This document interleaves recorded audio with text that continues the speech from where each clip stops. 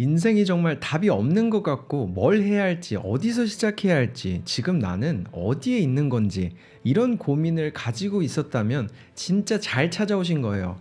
사실 저도 그랬었거든요. 그런데 뭔지도 모르고 했었던 방법 때문에 답을 서서히 찾게 됐고 이제는 정말 시간이 부족하다고 생각하고 있어요. 그리고 드디어 깨달았습니다. 답 없을 때 했던 운 좋은 방법들이 저만 했던 게 아니라 도움 없이 시작해야 했던 많은 사람들이 자신도 모르게 하고 있었던 거라는 걸 말이죠.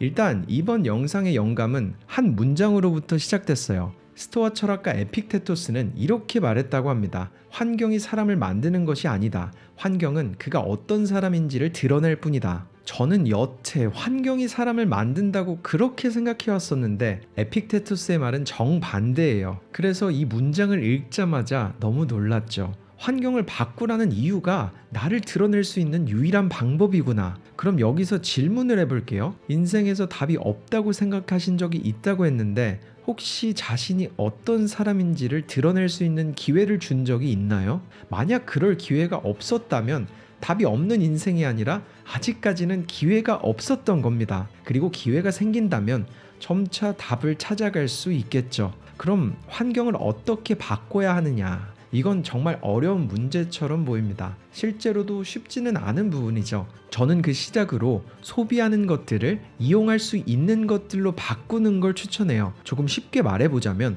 하루 종일 일을 하거나 출퇴근을 할 때, 그리고 집에서 할 일이 없는 시간을 보낼 때 아마 대부분은 컨텐츠를 소비하게 됩니다. 이 소비하는 컨텐츠들이 소비로 끝나는 게 아니라 나중에 내가 이용할 수 있는 것들로 바뀌어야 합니다. 다른 말로 하자면 돈 되는 취미를 만드는 거죠. 가장 추천하는 것들은 부자들의 취미인데요. 제가 무심코 했던 게 바로 이거였습니다. 일단 저는 예전부터 옷과 신발을 너무 좋아했어요. 가지지는 못하니까 공장에 다니든 쉬는 날이든 할 것 없이 조금이라도 시간이 생기면 명품 브랜드 옷들을 찾아보고 또 디테일에 대해서 알아봤죠. 그랬더니 진짜 무슨 경지에 오른 것처럼 저 사람이 어떤 옷을 입었는지, 어떤 스타일을 추구하는 사람인지, 혹은 어떤 사람처럼 보이고 싶어 하는지 이런 것들이 보이기 시작하더라고요. 물론 정말 오랫동안은 아무것도 안 바뀌었죠. 그러다가 제가 혼자 힘으로 돈을 모아서 캐나다로 유학을 왔는데요. 인생에 정말 답이 없다고 느꼈을 때가 해외 생활비랑 학비를 제가 혼자서 다 내야 한다고 이 현실을 마주했을 때거든요. 그 당시에는 부모님도 도움을 줄 수 없었고 더군다나 제가 해외 나가는 걸 반대하셨었기 때문에 학기마다 1,000만 원씩 내야 하는 학비와 매달 수백만 원씩 나가는 생활비까지 하면 정말 답이 없어 보였어요. 그런데 그때 바로 제 취미가 빛을 발하기 시작합니다. 한 친구가 백화점 명품관에서 일하게 됐는데 인센티브로 하는 만큼 벌 수 있다고 하길래 저도 그때 이거다 한 거죠. 제가 좋아하는 취미를 일로도 할 수 있고 큰 돈도 벌 수 있다니.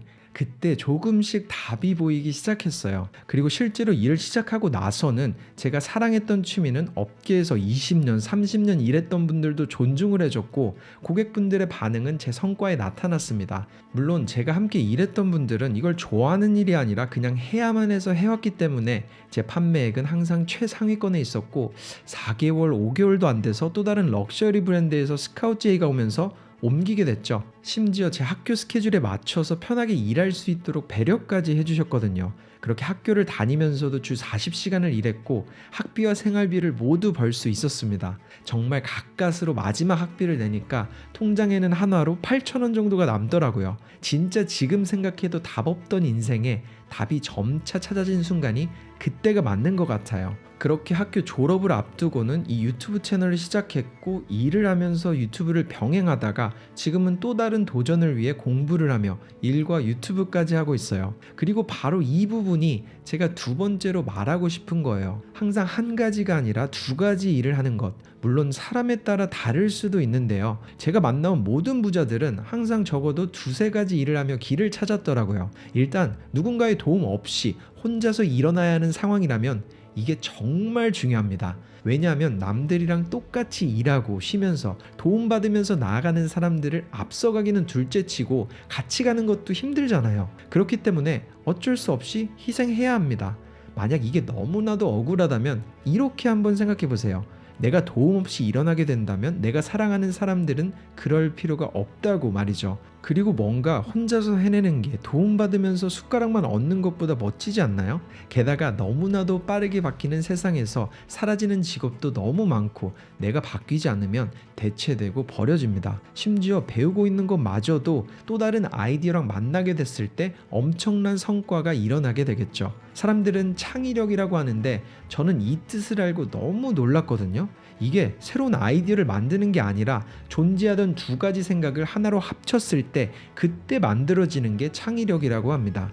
그러니까 많이 경험하고 부딪히고 또 다양한 걸 함께 해나가야 해요. 그래야 답을 찾을 확률이 올라갑니다. 그러니 두 번째로는 또 다른 준비를 항상 이어가세요. 이번 영상 속 인생에 답이 없는 것 같을 때 해보면 너무 좋을 두 가지를 요약하자면, 일단 환경을 바꾸기 위해서 소비하는 것들을 이용할 수 있는 걸로 바꾸기, 그리고 그 방법들로 추천한 건 부자들의 취미, 돈 되는 취미를 배우는 것. 이건 뭐 와인, 예술품, 시계나 주얼리, 패션, 아니면 자동차나 부동산도 좋아요. 그렇게 내가 이루고 싶은 걸 이미 가진 사람들과 대화를 나누고 관계를 만들 수 있는 것들을 배워보세요. 소비에서 끝나는 인생은 낭비되고 내가 공급할 수 있는 소비는 투자가 됩니다. 두 번째로는 항상 한 가지 일이 아니라 두세 가지 일을 함께 해보는 겁니다. 물론 그럴 시간이 어디 있냐라고 하실 수도 있지만, 만약 내가 좋아하는 취미는 일로 느껴지지 않을 테고 누군가의 도움 없이 혼자 해야만 한다면 그 희생은 무조건 필요한 거니까요. 정말 만약 제가 답 없는 인생을 느끼던 그때로 돌아간다면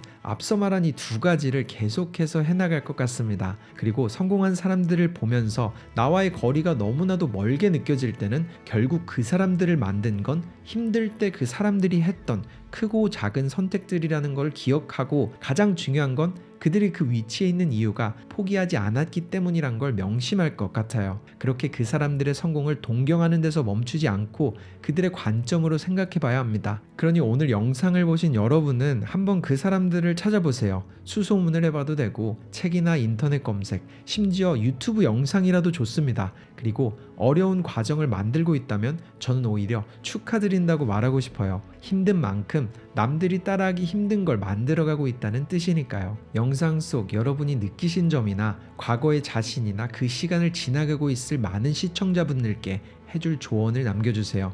감사합니다. 터닝포인트였습니다.